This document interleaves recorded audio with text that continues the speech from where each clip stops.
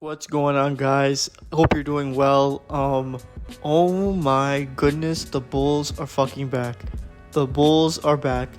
I am so happy with what the Bulls did, and it's cool because, after we got Vucevic in the trade deadline, I was like, oh, this clearly means we're gonna change things, right? And it made sense. We brought in not Garpax. Garpax was gone, which was one of the greatest days of my life. Those two gave me an insurmountable amount of pain for a lot of years, and I don't know if I'll ever get that pain back. But we move. The new front office comes in. Mark Eversley, AK, comes in, and this last year was basically just kind of like a feel out year to get an idea of what the roster is, what moves do we need to make, how can we get this team better, just to evaluate everybody before we decide to go all in the next offseason.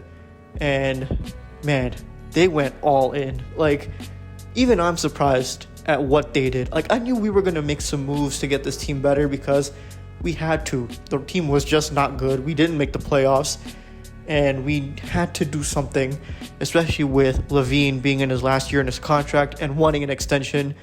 We don't want to lose Zach LaVine. You don't want to lose your best player, right? And we had to make sure that we had a team around him that showed that, hey, you are our guy, and we want to win with you, and we want to build a team and build a winning culture with the Bulls in Chicago. And man, this front office did that. They did that thing. They got Lonzo Ball, which we kind of knew was going to happen. They tried to make it work in the deadline, but it didn't happen, so they finally did it.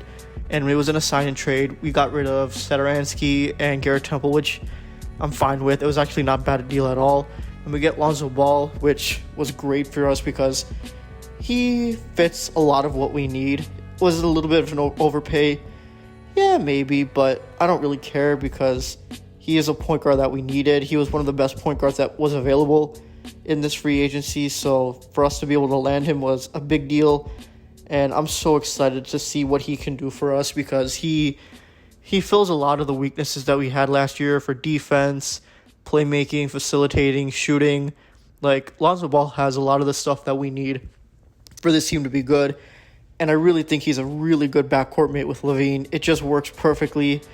And I'm just excited, man. Lonzo's going to make this team fun. His passing, his shot has improved so much. That's exciting. And just, that alone was very exciting, right?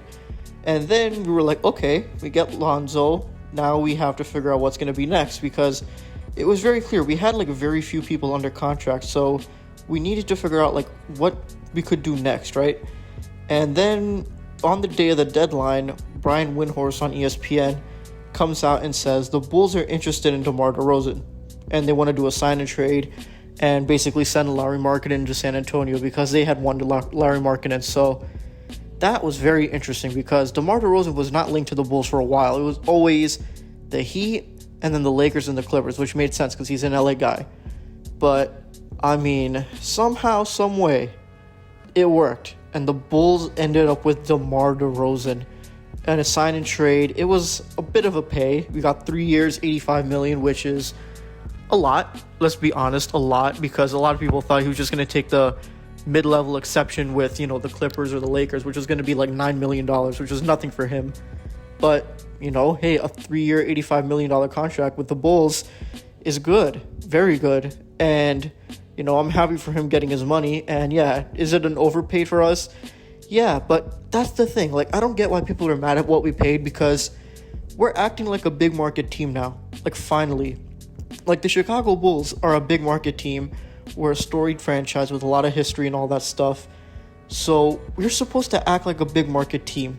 Why do you think the Knicks, even though they've been bad for so long, why do you think they're always linked to superstars when it comes to free agency? Even when they're really bad, the Knicks are always in conversations with, the top free agents, even when they're bad, because that's the Knicks. They try to establish themselves as a big market team. They act like a big market team. The Bulls under Garpax never did that. They never acted like a big market team that was always trying to get better and always going after the top guys in free agency. That was never the case. And that was part of why what was so frustrating watching the Bulls all these years, because we were basically just stuck in this no man's land of being just so bad. And now with the new front office, that culture has changed. Like, and it's been changed dramatically just with this offseason alone. Like, our franchise is going in a whole nother direction and in a very positive way, because we're going from being a bottom feeder and a joke of a team to now being like, hey, this team is something special, or could be something special. Like, this is a team that, like, the incredible turnaround. I think that's the biggest shock for a lot of us. It's just how quick of a turnaround it was. We got Lonzo Ball. We got Alex Caruso, which I actually really like too. It's not even an overpay, to be honest, because it's what the market is set at. Like, $9 million a year for Caruso is not bad, and he does really good stuff for us. He was a decent shooter last year. His peskiness on defense is going to be what we really need. So having him is going to be a big deal, and I'm super excited for that.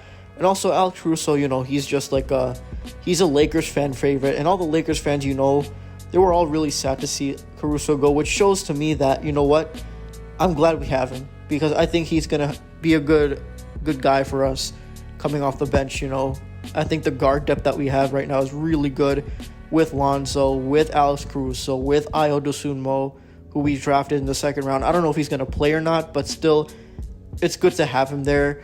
We have Kobe White still, who's going to be moved probably to a shooting guard and be more of a combo guard guy, which I don't mind. I didn't really love watching Kobe last year, but he had some moments, and, he's a scorer. That's what he does. So if he can do that off the bench, then, hey, that's his role, and that's going to be good for him that he can do that, right? He doesn't have to worry about doing too much. I just hope he doesn't get burned on defense a lot. But if he can come off the bench and give us a bucket, I think that's good for him. We have, Levine, who's going to hopefully take another leap, because he's gotten better and better every year he's been with the Bulls. And with how great he was last year, I am super excited to see the leap he makes next year, because I really think that Levine can become a superstar next year. I think he could potentially average 30. I think that just having a real point guard with him opens more opportunities for him. I think DeRozan, with how incredible of a playmaker he is going to open up more opportunities for Levine. Same thing with Vooch, because him down low, a lot of inside passes, the lane's going to be more open, less spacing issues. I think it's going to work better for Vooch too. He's a reliable 20 and 10 guy. He's an all-star for a reason. And, while he's going to get burned on defense, he'll put up the numbers on offense, and that's going to be good enough for us, hopefully, right? So, and then we also have Patrick Williams, who I am really excited to see take a leap next year, which I really think he can. He was a really solid defender for us, especially in his first year. Like, he was actually, solid. So, I'm excited to see how much better he can be next year. He, just turned 20. So, there's so much room for him to grow, and it's super exciting to watch him play. And then we got, obviously, that's our starting lineup. And then we have Caruso. We have Kobe White. We got Tony Bradley not too long ago, earlier today, which I kind of like. He's a good backup center for us. He can defend, and he made some good plays, throughout the last season. Joel Embiid tweeted about Tony Bradley, so, that's the voucher I needed to show that, I'm glad we got him. We have that guy from, I forgot what his name is, Marco something, that we drafted last year, and he's going to come back to the NBA this year. He was like a draft and stash guy, so he's going to come this year. We'll see what he does. He's more of an offensive guy. And now we still have our mid-level exception, I think, because the sign-in trade is going to be interesting to see what happens, because we lose Sato, which I don't mind. We lose Garrett Temple, which I don't mind. We lose Thad Young, which I actually did kind of mind. I really preferred we kept him. I'm so surprised we got that DeMar DeRozan deal done without losing Markkanen, because I thought that Markkanen would be the guy for him. But I guess what the reports are saying, Markkanen is asking for a lot of money that teams just don't want to give him because he's not that good. And, that's the truth. I think Markkanen would be better somewhere else. I don't think he fits what we need, but, his demands are too high, and that's on him. But hey, if he does end up taking the qualifying offer and he plays with the Bulls next year, maybe he has a role for us off the bench. Maybe I wouldn't rule it out completely. Maybe he could just be a catch and shoot guy off the bench, and that's all he has to do. I wouldn't mind that. But, man, this team is going to be something fun to watch. I think a lot of the criticism from the national media, which I hate the national media so much, but they say that, the Bulls made moves and they're going to be good next year, but they're not a championship team, so what does it matter? Well, if you don't understand, because all these media people do is talk about the Lakers and the Knicks and the Nets all the time. The Bulls have been bad for a long time. And just making the playoffs is going to be a big win for us. The expectation is to make the playoffs. There's no excuses now. We have a real team, and the expectation is going to be to make the playoffs. And we can. We really can. We can be, a top 5-6 seed in the East. I think so, if, everything goes well.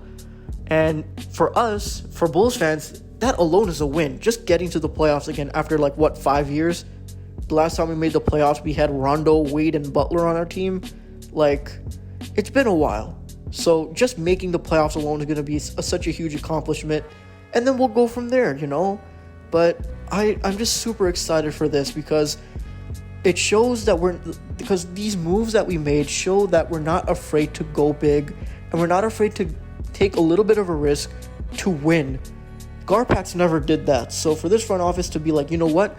We want to win. That's all we want to do. And we're going to do what we can. And we're going to go after the best guys we can that are going to help this team win. Shout out Mark Eversley for flying to LA, sitting down with DeRozan for 2 hours, convincing him to join the Bulls. It worked. That is amazing to have. Because Garpax never did that kind of thing. They never flew out to a different city and tried to convince a top free agent to come play for the Bulls. That never happened. So for Mark Eversley to do that is incredible.